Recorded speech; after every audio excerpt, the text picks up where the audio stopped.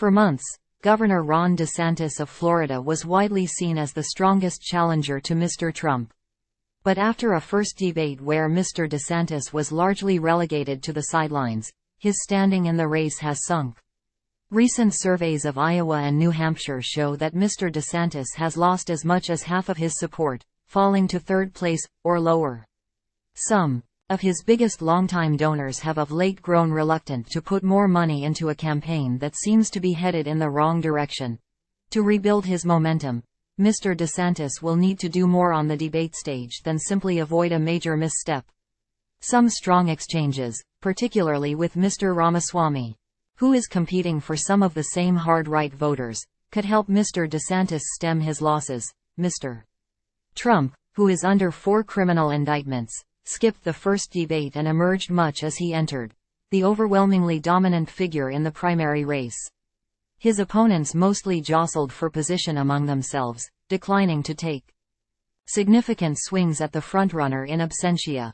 In the post-debate polling, Mr. Trump gained more support than any of the candidates who did appear on the stage.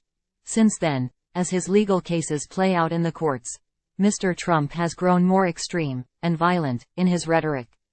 He has suggested General Mark Milley, the chairman of the Joint Chiefs of Staff, should be executed for treason, accused liberal Jews of voting to destroy America and Israel, and seemed to threaten the judges and prosecutors in the felony cases against him. So far, his rivals have not used those attacks to go after the frontrunner as extreme, but with the first ballots to be cast in Iowa in January, time is running out. The Wednesday debate could be among the lower polling candidates' last chances to take aim before a large audience, as the Republican National Committee's criteria to make the next debate stage is expected to become even more strict. It remains to be seen whether the second debate will persuade top donors still on the sidelines to consolidate behind an alternative to Mr. Trump. Rather than attending the debate, Mr. Trump will appear with auto workers in Detroit. Mr.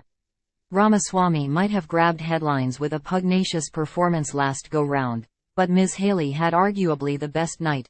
She distinguished herself with her answers on abortion and foreign policy while seizing the opportunity to position herself as the adult in the room, as her male rivals bickered.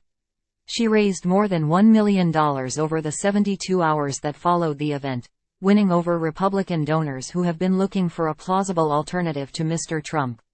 And she elevated herself over Senator Tim Scott, a fellow South Carolinian, as the next-generation conservative who could potentially appeal to independents and some disaffected Democrats. Mr. Scott faded on the stage in Milwaukee.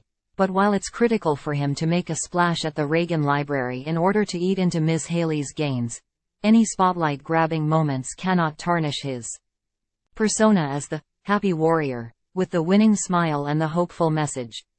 A bad night, or just an invisible night, for Mr. Scott would dim hopes of a resurgence. Former Vice President Mike Pence and Chris Christie, the former governor of New Jersey, have tried to position themselves as the anti-Trumps. Mr. Christie is the loudest castigator of the former president as a threat to the nation, while Mr. Pence has denounced his former running mate as a false conservative, soft on abortion and too populist on trade and foreign policy. Neither argument has gained traction with voters so far. For both men, the debate will be a chance to find an anti-Trump message that actually appeals to Republican voters. Mr. Christie tried to use his trademark slashing style in Milwaukee, only to be booed down by an audience that registered its loyalty to Mr. Trump. The audience Wednesday night could prove to be more sympathetic, or at least more polite, allowing more of the former governor's blows to land. The federal government appears to be barreling toward a shutdown this Sunday, with Congress paralyzed into inaction by a fractured Republican majority in the House that is unable to pass the spending bills needed to keep federal agencies operating past September 30. Complicating House Republican calculations is Mr. Trump, who has demanded that his followers vote against any spending measure that keeps funding the Justice Department's prosecution of him over his efforts to overturn the 2020 election and hide highly classified documents that he took from the White House. It is an impossible request. The 7 candidates on the stage will almost certainly be asked their views. Their answers could prove to be a useful counterweight to Mr. Trump's "shut it down" instruction, or more fuel to drive Republicans toward an economically damaging and politically risky crisis that would dominate headlines for weeks. At the heart of the looming shutdown is a key foreign policy question. Should the United States continue its military aid to Ukrainian forces battling Russia's invading army? The issue has divided Republicans in Congress and on the presidential campaign trail, elevating candidates like Mr. Ramaswamy and, to some extent, Mr. DeSantis, whose tepid support at best for more aid may appeal to isolationist voters who embrace Mr. Trump's America First mantra.